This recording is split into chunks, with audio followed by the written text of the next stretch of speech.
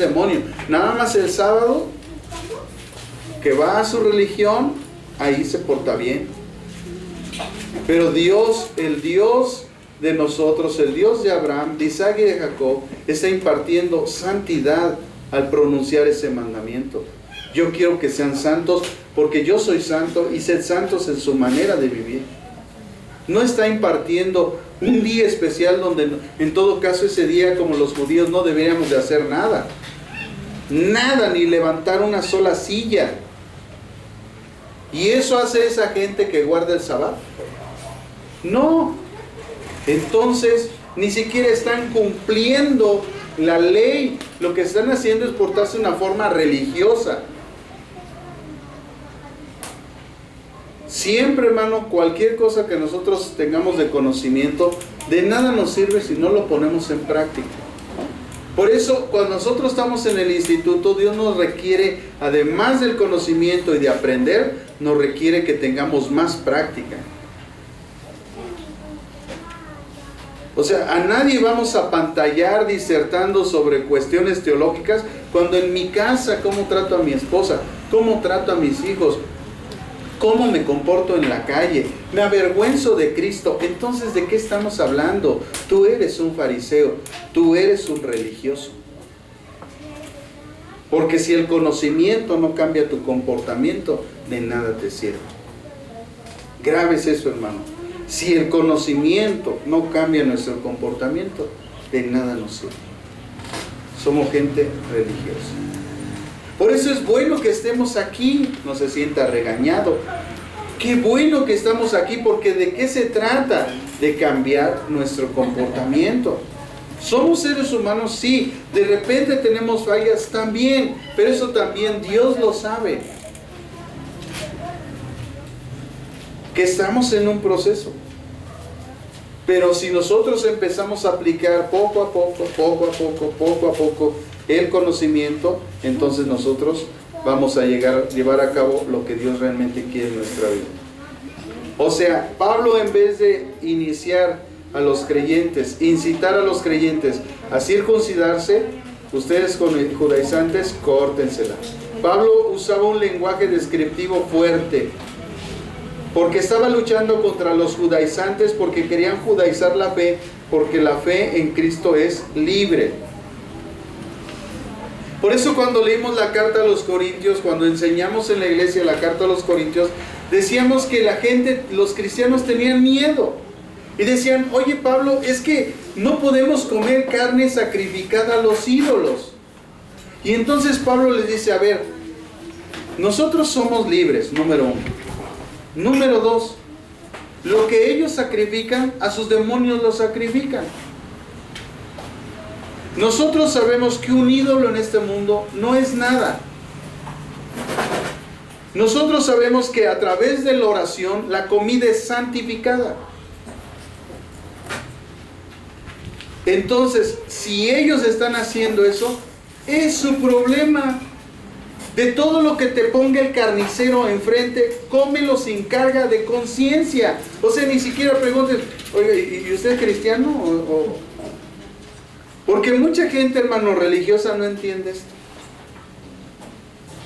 Que seguramente donde compró su carne, a no haber sido en la casa ahí con mi hermano Toño, que es cristiano, que él seguramente ora a Dios y le pide a Dios que bendiga su negocio y bendiga, y él ofrece lo que él vende a Cristo, pero la mayoría de la gente que nos vende no es cristiana, y seguramente su negocio y lo que vende se lo ofreció a su ídolo, y tú vas y compras y no por eso te contaminas, porque ¿cuál es la intención de tu corazón?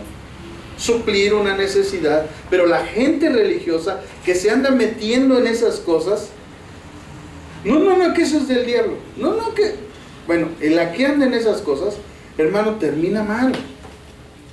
Entonces yo veo un pastor que está criticando a otros, que porque digo, yo en mi casa me gusta el fútbol y de vez en cuando voy a echarme una cascarita, y critica a los pastores porque andamos jugando fútbol.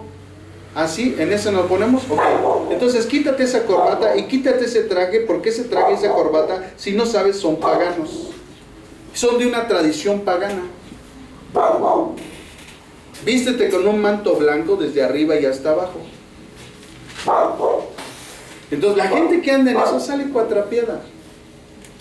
Si tú estás criticando mi forma de ser, bueno, yo voy a criticar tu forma de vestir. ¿Y qué crees? Tú traes una corbata y esa corbata es pagana. ¿Has estudiado eso? ¿Sabías que esa corbata es pagana? ¿Sabías que el saco es pagano? Entonces, por no entender lo que Cristo dijo, ¿qué fue lo que Cristo dijo? No hay nada fuera de nosotros que nos pueda contaminar. ¿No dijo eso Jesús? ¿Y qué está afuera? ¿Qué es afuera? Lo que contamina, ¿qué es? Lo que sale de nosotros hacia afuera. Porque dentro de nosotros está el mal. Dentro de nosotros se puede producir el bien. Entonces Jesucristo, hablando eso acerca de la comida, les dice, no es lo que tú comes, porque lo que tú comes se va a la letrina, pero lo que sale de tu boca, eso contamina, porque eso sale de tu corazón. Entonces, ¿qué hay en tu corazón? Entonces yo veo a una persona criticando a otra por religioso, porque es religioso. Porque si él verdaderamente estudiara y si verdaderamente comprendiera, ni siquiera se atrevería a juzgar a otros, porque él usa ropa pagana. Y si piensa que a mí el fútbol me contamina, pues yo le digo que a ti te contamina tu ropa pagana. ¿Y qué crees? Hasta el jabón, y el champú, y la pasta de dientes. Entonces,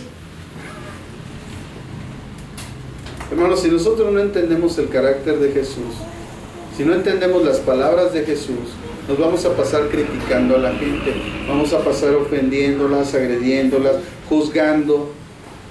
¿Por qué? Pues a lo mejor a ti no te gusta el fútbol, pero te gusta el béisbol. ¿Y por qué te fuiste a jugar béisbol? ¿No es lo mismo? No juego canicas. ¿Y no es lo mismo? No juegas fútbol, juegas canicas. ¿No es lo mismo? ¿Jugaste burro tamalado? ¿No es lo mismo? Entonces, hermanos, la gente religiosa así está. Y nosotros, Dios nos llamó a libertad. Todo te es permitido. ¿Todo qué es? Pero dice, no todo te edifica. Entonces, tengo que buscar lo que me edifica. Y a mí nada me edifica criticar a alguien en su forma de ser. Por eso Pablo en la carta hace una teología de la libertad. Uno de los principales directrices de la carta de Pablo es la teología de la libertad. Los que andaban en Galacia del sur eran francos, galos, que provenían de Francia y llegaron a Galacia del sur. Y algo característica de los galos era la libertad. Pablo apela a la naturaleza de la libertad de los galos, pero lo enseña en Cristo. Vean la inteligencia de Pablo, hermanos. Él conocía las culturas, no hablaba por hablar. Él decía, estos son galos, estos son francos, tienen estos pensamientos. Bueno, esos pensamientos buenos de ellos los voy a direccionar a la vida en Cristo, a la libertad que hay en Cristo. No, Pablo era una chulada, no era cualquier individuo. Por eso Pablo es nuestro apóstol. Yo no tengo que estar buscando un apóstol aquí en la tierra. Pablo es mi apóstol. Él trae la iluminación, la revelación de lo que Cristo quería para los gentiles. Para los judíos está dictado lo que Dios quiere. Para nosotros, los gentiles, porque no somos judíos en lo espiritual, pero no lo somos en esencia. Entonces, a nosotros Dios nos determinó un apóstol, que es Pablo. Pablo es el apóstol de los gentiles. Oye, en tu iglesia hay apóstol, ¿sí? ¿Cómo se llama? Se llama Pablo. ¿Pablo qué? Pablo, el apóstol de Cristo. Ah, pues sí. ¿O qué? ¿Tú quién tienes? ¿A Pedro Gutiérrez o qué? Pablo es el apóstol de los gentiles y nosotros no necesitamos otro apóstol. Estamos fundamentados en los apóstoles y los profetas, como dice Efesios 2:20.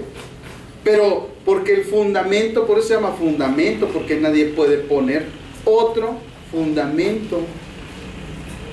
Tú construyes una casa y no pones dos así como aquí, ¿verdad? Dos partes fundamentadas, una abajo y otra arriba. No, pones una firme abajo y de ahí levantas hacia arriba.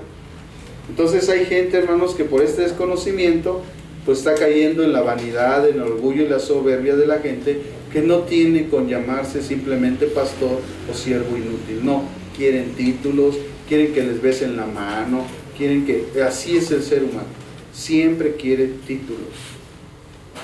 Y eso, hermano, es pecado de soberbia. ¿Qué somos? Siervos inútiles. Hermanos, nada es producido por nosotros. Dice la carta a los Romanos en el capítulo 2, que todas las obras que hacemos han sido puestas de antemano. ¿Por quién? Por Dios.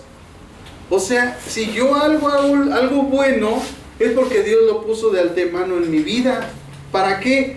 Para que yo obtenga una corona, sea bendecido. ¿Por qué? Porque a Él le dio la gana, por el puro beneplácito de su voluntad, dice Efesios capítulo 1. ¿Por qué le dio la gana? Bendecirme. ¿Por qué le dio la gana ponerme así?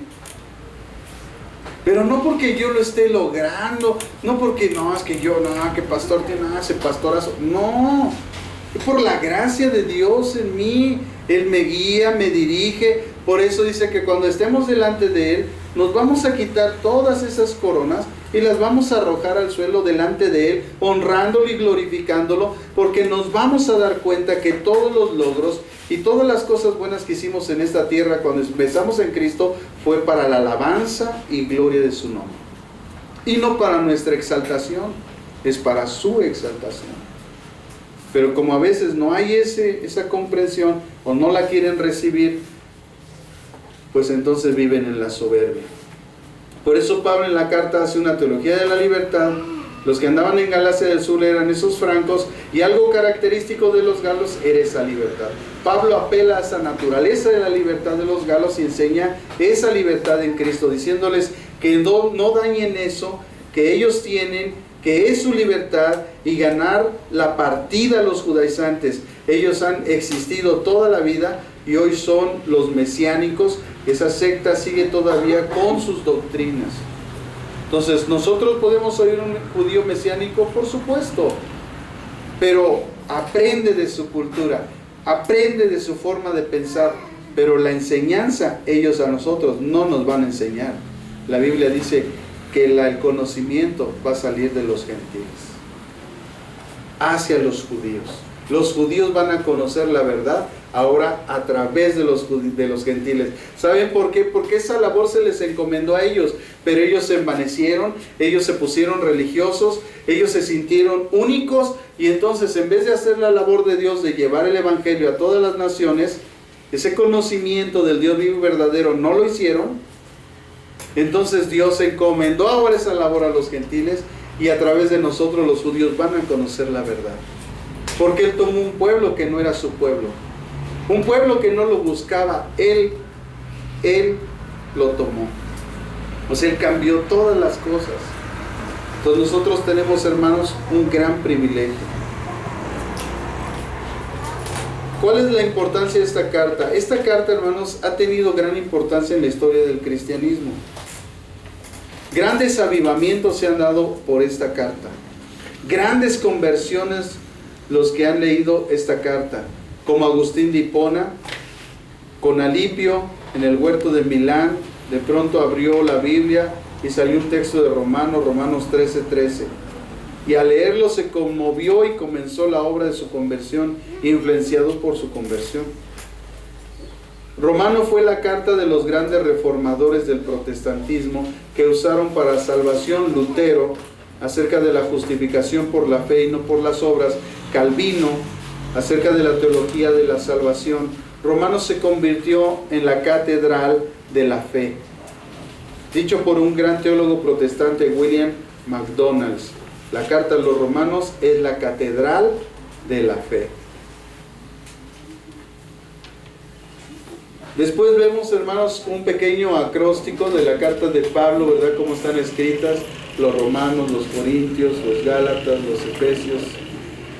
Vemos el autor de cada uno de ellos, la fecha en que se escribió, el destinatario, el lugar, el motivo de la carta, cuál es el motivo por el cual fue escrita y el tema central, que es algo importante que nosotros conozcamos, el tema central. Porque si nosotros no conocemos el tema central de por qué se escribió la carta, por eso estamos luego inventando cosas cuando está uno predicando. Muchos a veces se equivocan porque no usan las reglas hermenéuticas o exegéticas. ¿Cuál es el tema central de la carta? El tema es este. Entonces yo no me puedo salir del tema. Si de lo que se está hablando no es la salvación, entonces yo no tengo que inventar una doctrina de salvación, puesto que de eso nos está hablando. Son cosas que nosotros debemos de ir aprendiendo poco a poco, y cuando estemos en la enseñanza de lo que es la hermenéutica y la exégesis, vamos nosotros a comprender cómo podemos trazar un mensaje, cómo podemos nosotros analizar todos estos aspectos cuando nosotros vamos a predicar, para que no nos salgamos del contexto y sepamos de qué se está hablando. Ahora bien, toda la teología protestante se nutrió y se fundamentó en la teología de la salvación de la carta a los romanos. Es Romanos la identidad teológica de la fe protestante y de nuestra fe. Pero también otro gigante se convirtió a leer el prefacio a la carta a los romanos del libro de Martín Lutero, John Wesley. John Wesley leyó el prefacio, ni siquiera leyó la carta, nada más leyó el prefacio, y eso bastó para que él se convirtiera. El teólogo de la ortodoxia, Calvar, fundamenta su teología en su carta y su libro de la carta a los romanos. Y ahí vemos algunos, ¿verdad? Lutero, que es alemán, y de ahí nació el luteranismo y la reforma luterana, y bueno, hay algunos otros que están ahí también, como Calvino, también está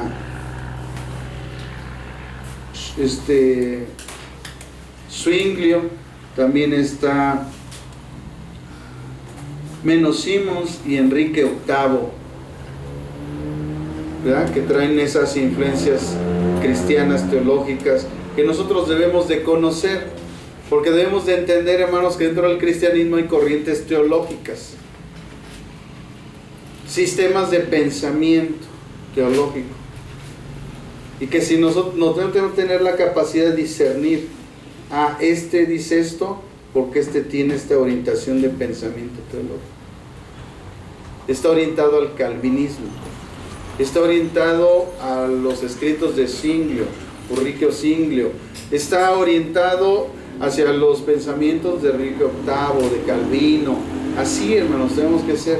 Este cuate es calvinista, no, este es hipercalvinista, no, este es arriano. ¿Por qué? Por su forma de pensar con respecto a ciertas teologías, o doctrinas, te puedes dar cuenta cuál es el sistema de pensamiento que trae esa gente. La forma teológica de Pablo. Miren, Pablo siempre usa dos partes. Número uno, la fundamentación teológica y doctrinal, y el fundamento ético, pastoral o práctico. Es decir, doctrina y práctica. O sea, Pablo enseña la doctrina, pero te dice cómo la debes de practicar. Entonces muchos de nosotros adquirimos doctrina, pero no la practicamos. Y Pablo, si algo tenía en sus enseñanzas, es que enseñaba la doctrina, pero enseñaba cómo ponerla en práctica. Entonces no podemos tener teología sin práctica. Podemos tener un diploma de licenciatura en teología, pero si no tengo la práctica, es como un médico que no ejerce, como un ingeniero que no trabaja en la ingeniería. Entonces, no podemos tener teología si no hay práctica.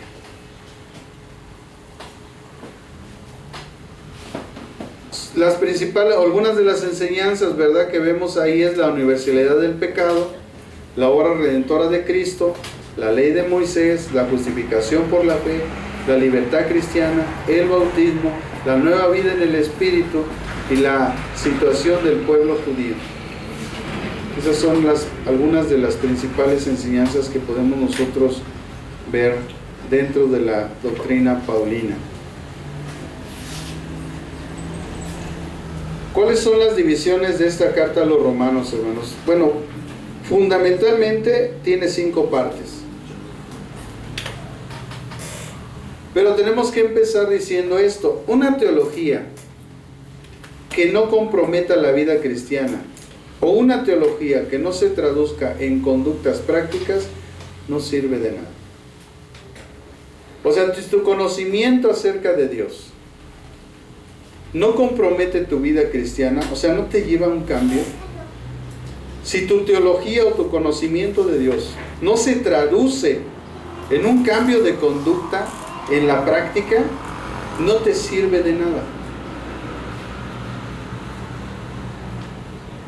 Por ahí hablaba una hermana, ¿verdad? Y me estaba comentando de una cuestión que... Ay, chévere, no se desconectó.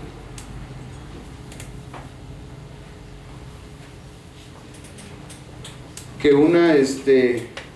una adventista, ¿verdad?, la estaba criticando en su comportamiento. Y yo le dije, bueno, ¿y ella? O sea, ella te está criticando tu forma de comportarte, pero ella se está comportando bien, ¿no? Entonces, ¿de qué estamos hablando? O sea, me quieren corregir cuando ellos no han sido corregidos, ¿no? ¿Qué pasó aquí?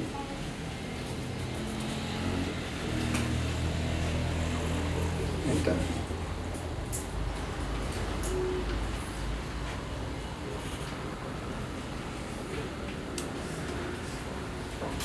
Entonces, una teología, o sea, sí, ya sé que Dios dice y eso, pero ¿y tú cómo te estás comportando? Porque si a mí me estás criticando por mi forma mi práctica cristiana, pero tú, adventista, te comportas con un carácter reprobo, o sea, ¿de qué me estás hablando? Tú no puedes corregir a alguien cuando tú tienes un comportamiento también equivocado. Entonces, Romanos tiene 5 partes. Primero, una introducción. Eso está desde el capítulo 1, verso 1 al 17. La sección doctrinal, que es la parte medular, que es la teología de la salvación, y hasta la mitad de la carta. Capítulo 1, verso 18 hasta el capítulo 8. Todo eso habla de la salvación. Todos esos capítulos. La sección profética, que está dirigida al pueblo de Israel, que es la interpolación, habla de la teología de la salvación de Israel, del capítulo 9 al 11, y la sección práctica del vivir cristiano. Entonces, ven cómo Pablo imparte el conocimiento desde el capítulo 1 al capítulo 8, y después te dice cómo se practica eso, desde el capítulo 9, perdón, del capítulo 12 al 15. Y en el capítulo 16 Pablo hace una conclusión de todas las cosas. Pero ¿saben lo que más asombra a los teólogos de Pablo? Es que Pablo, en la mera introducción, te dice que de qué te va a hablar en toda la carta. Eso es lo que impresiona a los teólogos. En la pura introducción, Pablo da una cátedra de todo lo que va a hablar su carta, en cada una de sus cartas. Esto es algo que han encontrado que es impresionante. En esa conclusión, habla de la inteligencia emocional, saludos y despedidas, y vemos a Pablo como pastor. Menciona 35 nombres, ¿verdad?, de hombres y mujeres que están en la obra que Dios ha dispuesto. ¿Cuál es la teología paulina en Romanos? O sea, ¿qué es lo que Pablo quiere transmitir, hermanos? Realmente Pablo tiene 3 partes. Pablo, en el capítulo 1, del verso 1 al 2, en el saludo dice siervo, que es doulos en griego, traducido normalmente como esclavizar en el dialecto jónico y ático. Esclavizar o siervo. Vean, hermanos, aquí es, hermanos, donde nosotros vamos a tener una mejor comprensión. Normalmente en el griego ático y jónico doulos significa esclavo o siervo. Pero, ¿en qué dialecto se escribió la carta a los romanos? En Ptolomaico. Pero en Ptolomaico, doulos significa otra cosa. Es el sentido de estar ligado en el matrimonio. La connotación del texto ptolomaico aquí en este pasaje es una connotación conyugal. Entonces, ¿qué está diciendo Pablo? Pablo casado con Jesucristo. Entonces ya cambia la comprensión de lo que realmente el autor bíblico, en este caso el Espíritu Santo, quiso decir. Él no quiso decir literalmente que eres un esclavo o un siervo, sino que te has casado con Jesucristo. O sea, es una mayor responsabilidad. Porque fue escrito en griego ptolomaico, no en jónico ni ático. Y en esos dialectos significa esclavizar o siervo. Y muchos autores, muchos predicadores aún muy famosos en la tele siguen teniendo este concepto, cuando realmente está ligado a una connotación conyugal, donde hay un verdadero compromiso, donde hay amor, donde hay un bien común. Porque ¿qué representa el matrimonio? Representa la unión de dos personas en amor, representa esa unión también en comunión, en objetivos, en metas, en compromisos. Y eso es lo que realmente Dios quiso decir. Yo soy Pablo, estoy casado con Jesucristo. Tengo una unión en amor, tengo una unión, ¿verdad?, en metas y compromisos. Es decir, las metas de Cristo son mis metas. Lo que Cristo busca, yo busco.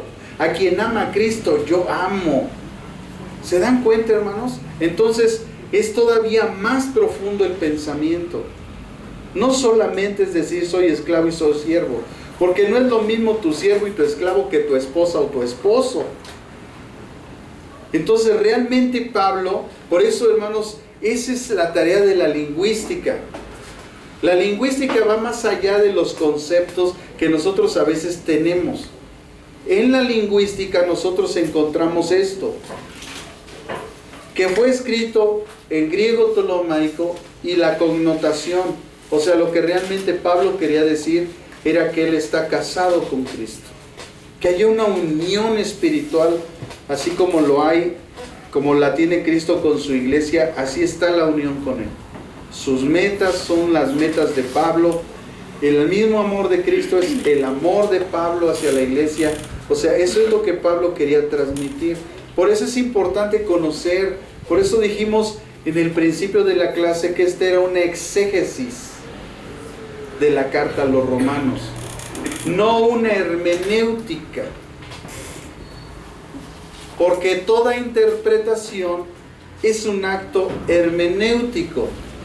El problema que hay ahí es que si la persona no tiene un amplio conocimiento, su interpretación va a ser muy baja. Pero cuando vas a la exégesis te va a llevar a investigar las palabras, cuál es el verdadero sentido de ellas en el dialecto que fue escrito, y entonces vas a tener una mejor comprensión de lo que el autor bíblico, en este caso el Espíritu Santo, realmente quiso decir. Entonces ya no es lo mismo decir yo soy esclavo de Cristo, a decir yo estoy casado con Cristo. Ya es algo muy diferente. Hay una referencia bíblica que es Juan 15:15.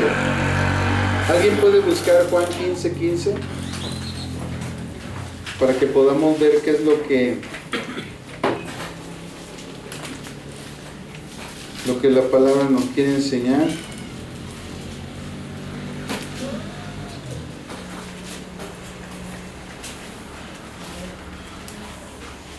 Ya no os llamaré siervos, porque el siervo no sabe lo que hace su señor, pero os he llamado amigos, porque todas las cosas que oí de mi Padre os la he dado a conocer.